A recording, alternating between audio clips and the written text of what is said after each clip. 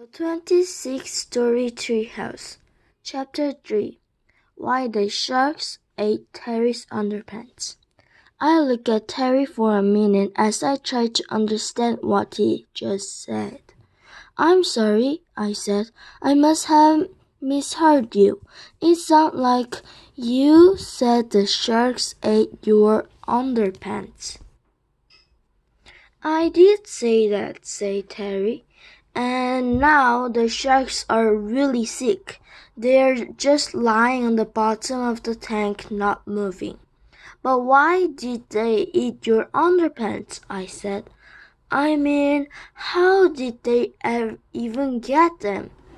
"Well," he says, I come up with the idea of using the shark tank to wash my underpants. I dangle a dummy over the top of the water, and the sharks thought it was a real person and were jumping all around trying to bite it. And that churned up the water, like a washing machine. So then I put my underpants on the end of a stick and lower them into the water. But the sharks were jumping around so much they knocked the underpants off the stick and then they ate them. Now the sharks are just lying on the bottom of the tank and they've gone a weird green color. Green, bottom of the tank. Teddy has done some dumb things in the past, but this has got to be the dumbest ever. The top 5 dumbest things Terry has ever done. 5. Put jelly crystals lots in the penguin's bed. 4th. Rode his horse along the beach and passed a sign that read, "Danger, quicksand." "It's going to work out just fine, horse."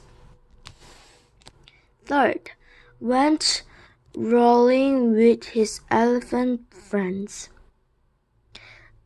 2nd, took his boa constructor to a movie.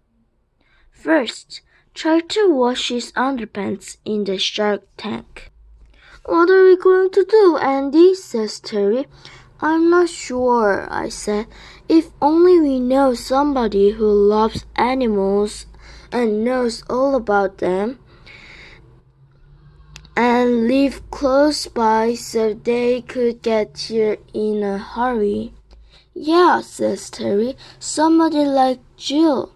"Yeah," I said, "somebody exactly like Jill." "Hey, I know," says Terry. "Why don't we call Jill?" "Great idea," I said. In case you don't know who Jill is, she's our neighbor. She lives just on the other side of the forest, and she loves animals and knows all about them. She gets 2 dogs, a goat, 3 horses, 4 goldfish, 1 cow, 6 rabbits, 2 guinea pigs, 1 camel, 1 donkey, and 13 flying cats. Terry leaps up. "I will call her on the video phone right now." "But Jill doesn't have a video phone," I said. "No problem," says Terry. "I will use my new super fixable initially intensible tertium coast talking tube instead."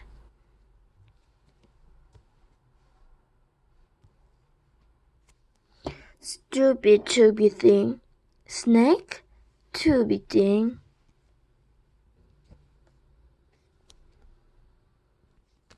"Hey, Jill," says Terry, "can you come over right away?" "I'm kind of busy now," says Jill. "I'm having a tea party with my canaries." "But it's urgent," says Terry. "The sharks are sick." What's wrong with them? Says Jill. They ate my underpants, says Terry. Your underpants? Says Jill. Oh no, how many pairs? 3, says Terry. Hope they were clean, says Jill. Well, no, says Terry. That's the thing, you see. I was trying to wash them. Oh no, says Jill. I'm on my way. Meet you at the shark tank. To the treehouse fast. Here she is now, says Terry. Wow, I said, that was fast. Yes, says Jill. These flying cats are great.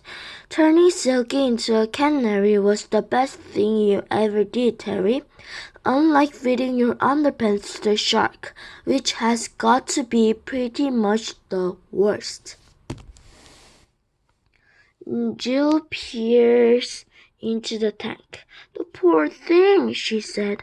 I better get in and take a closer look. We reach as Jill and her cat dive into the tank and set to work. She tries acupuncture, dorsal fin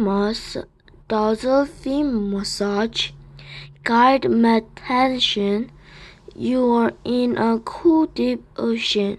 You see your body tossing helplessly.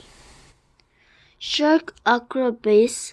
You put your dorsal fin in. You put your dorsal fin out. The motivational movies, but nothing seemed to work. Finally, Jill raced to the surface.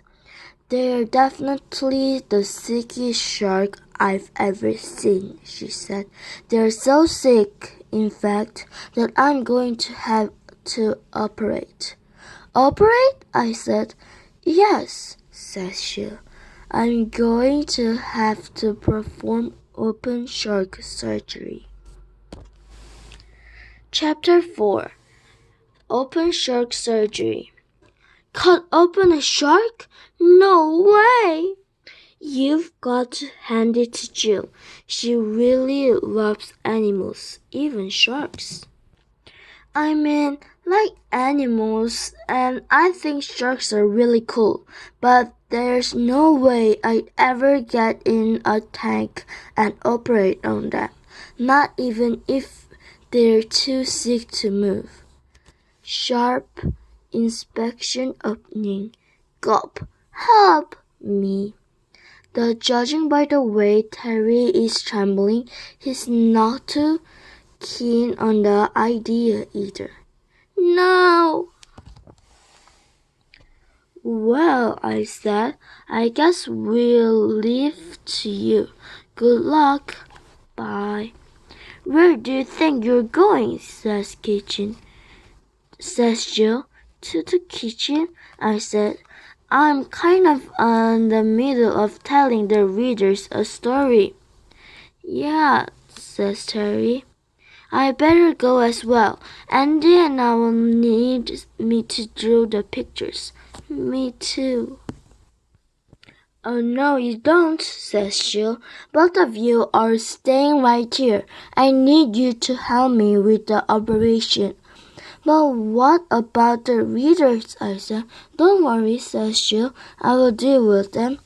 Excuse me, readers. Unfortunately, we've got a bit of an emergency here, and I'm just going to have to borrow and then Terry for a moment.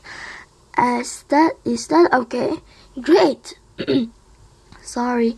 Thanks for understanding. And do feel free to watch. Just try not to sneeze. We don't want any more germs getting into these poor sharks. She turns back to us. I've explained the situation to the readers and they're fine with it. So get your diving suit on and let's get started. We strong. Put on our diving suits and follow Jill into the shark. stupid tight water wetsuit. I don't know if you've ever been in the tank full of man-eating sharks before. Believe me, it's pretty scary. The sharks look even bigger down here than they do from up there. My, what big teeth you have, Grandma. What if the sharks wake up and get hungry while we're doing the surgery? I said. They won't, says Jill. Trust me. But just to be sure, I will give them each a dose of Dr. Numbskull's Sleepy Shark Sleeping Potion. I hate needles.